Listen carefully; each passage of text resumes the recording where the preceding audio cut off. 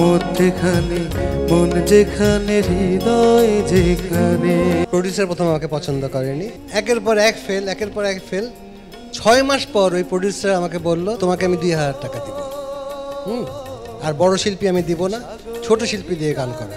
কারণ ছোট শিল্পী আর কি, আমি ছোট শিল্পী চিনি না, আমি তো চিনি সাবিনা আপা, রুনা আপা, হাদি ভাই, তখন তো ওরাই রাজা রানী। হ্যাঁ, তো আমাকে বললো না না, এত বড় শিল্পী দিয়ে তুমি গান করতে পারবে না, তুমি আগে ছোট শিল্পী দিয়ে গান রেকর্ড করে নিয়ে আসো, আগে আমরা শুনবো কেমন লাগে শুনতে, তারপর তোমাকে আমি নিব।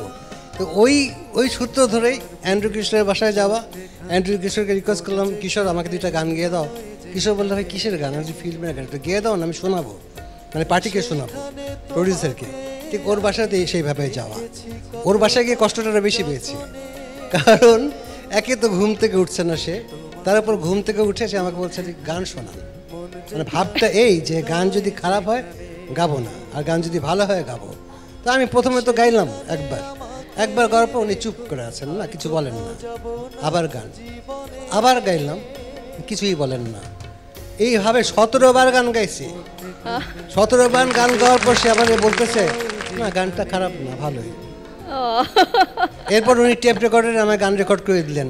সেই গান নিয়ে আবার প্রডিউসারের কাছে গেলাম। প্রডিউসার শুনে বলে কি, এই গান চলবে না, গানের মধ্যে মুরগি ডাকে। আমি বললাম কি করব? তারপর আবার সামিনা বাসায় আসছি, এসে বলছি, সামিনা একটু আমার সাথে ধানমন্ডি একটা বাসায় যেতে হবে, ওই বাসায় সাউন্ড প্রুফ করা, সেখানে আমরা রেকর্ডার দিয়ে আবার রেকর্ড করবো। আর তখন সামিনা মা বলছে যে গান গাওয়াবো নাকি ওকে নিয়ে আবার ধানমন্ডি নিয়ে যাবো, কোনটা? তখন মা চড়া হয়েছে না, মাকে কোনো রকমে কনভিন্স করে ওদেরকে ধানমন্ডি নিয়ে গেছি। এই সামিনাকে ধানমন্ডি, আবার কিশোরকে ধানমন্ডি নিয়ে গেছি। ধানমন্ডিতে আমার একটা বন্ধু ছিল রিজবি ভাষায় একটা টেপ রেকর্ডার ছিল। হ্যাঁ, টেপ রেকর্ডার ছিল, সেখানে একটা রিভার্ব বুস্ট করে গানগুলো আবার নিয়ে জমা দিছি অফিসে।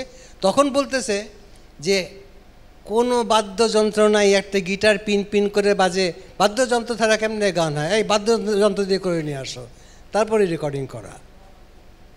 এলো হিস্ট্রি গানের। আচ্ছা হোক, ওর কথা বলি। ধৈর্য কাকে বলে?